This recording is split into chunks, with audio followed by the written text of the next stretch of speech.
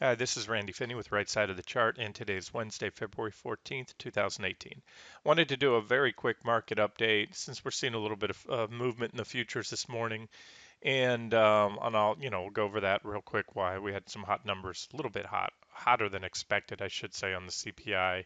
Um, and I just wanted to reiterate. Remember, I've stated this recently. The what the street referred to as the short vol being short for volatility. The short vol trade has been busted, as we all know, with volatility spiking. And as I said, as a swing trader, thank goodness that's over. However, with that, and I stated you can expect to see continued volatility. So I'll show you we'll look at the intraday charts. I'll show you what's happening to the futures or the SPY QQQ. Here's the data, and keep in mind on the front of the site under Tools of the Trade there is a link to this economic calendar, so you can see what's slated to come out. Also, as a member, when you log in every day, I've set up. I put the economic calendar in the login welcome page as soon as you log in, and I've set it to only show you the market moving events. I've filtered out all the there's reports all the time, so I've only labeled or set that calendar to show you the most important potentially market moving events. Anyways, let's just look at what's happened here. Here it is. So CPI month over month, they were looking for a consensus of 3%, came in at 0.05. Nothing huge, but it is above expectation. We all knew that inflation wouldn't stay low forever, and we've seen, I mean, it's been glaringly obviously with the price of oil shooting up as it has. Um, for months now until the recent correction, of course, but it's still way off its lows. We're long commodities, and I'm long commodities for a reason. Those ag commodities, they're beat down. I see money moving into those, and I think that's early stages of a trend that has a lot more upside to it. So expect to see more of those commodity trades this year. So that's it. Anyway, so what did it do? Let's just take a look at the markets real quick. This is a mosaic. I've sort of compressed these charts together. They're a little bit squeezed now just to try to fit them into this video. But here it is. These are 2 minute period charts. Every candlestick's 2 minutes. The shaded hours are the after hours and pre-market trades. So in other words, this dark area, the black area, was yesterday's trading session in the SPY right here. Then here's the after hours session. The dotted line is a day break. So this is this morning's trading. So you can see the SPY, or of course the futures, were up and got knocked down sharply, uh, all the way to erase all of yesterday's gains. Yesterday I think we opened down and then recovered to close up.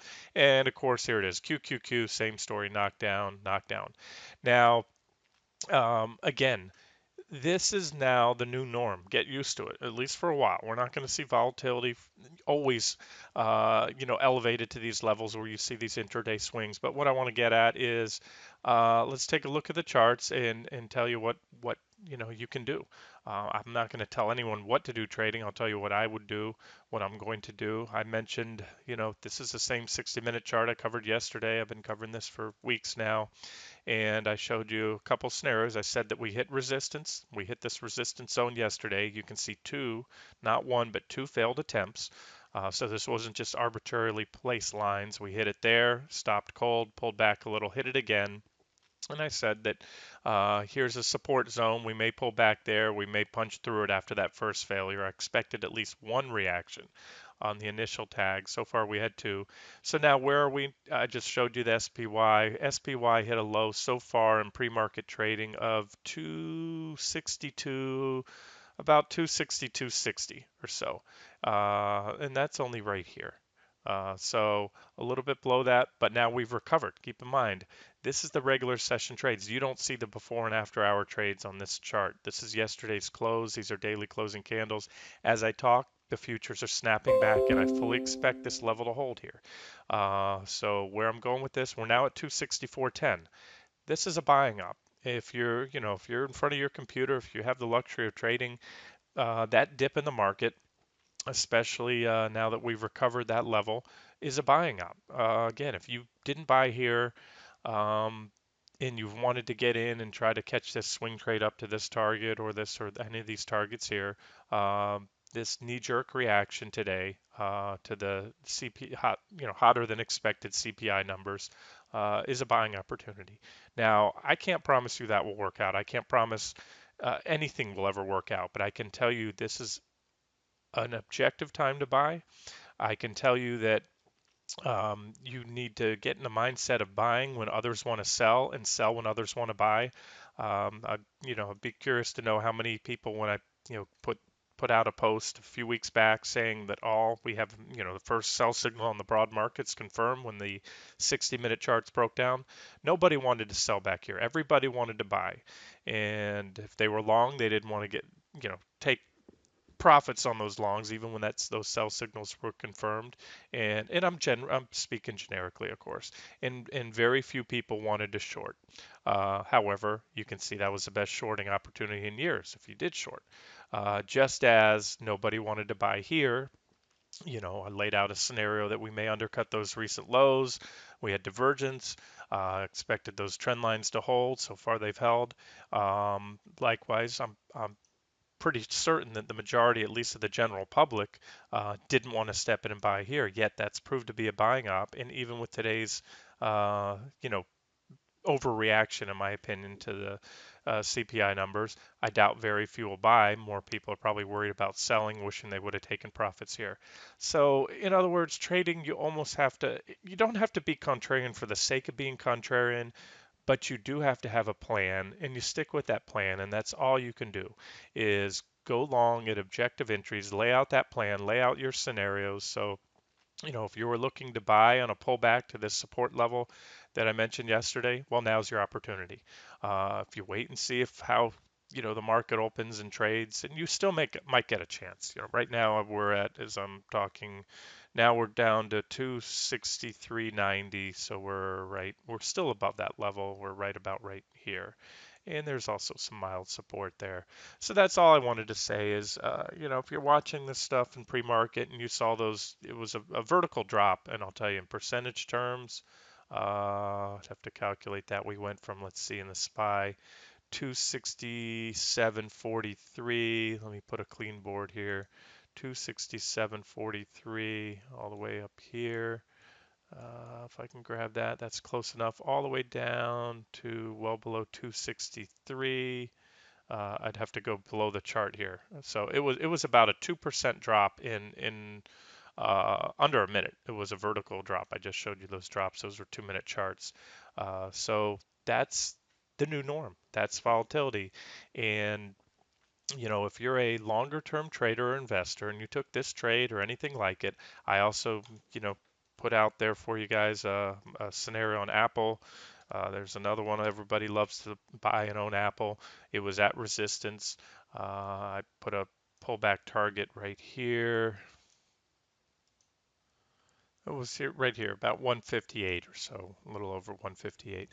So far, I'm looking at another monitor. Apple went from in pre-market a high of 165.30 this morning, so we were all the way up here, almost to that R2 level, and pulled all the way back within, a minute or so down to 161, about 161.80. So right here. So Apple's not even halfway back to what I could see, being a pullback, a level that would contain any pullbacks.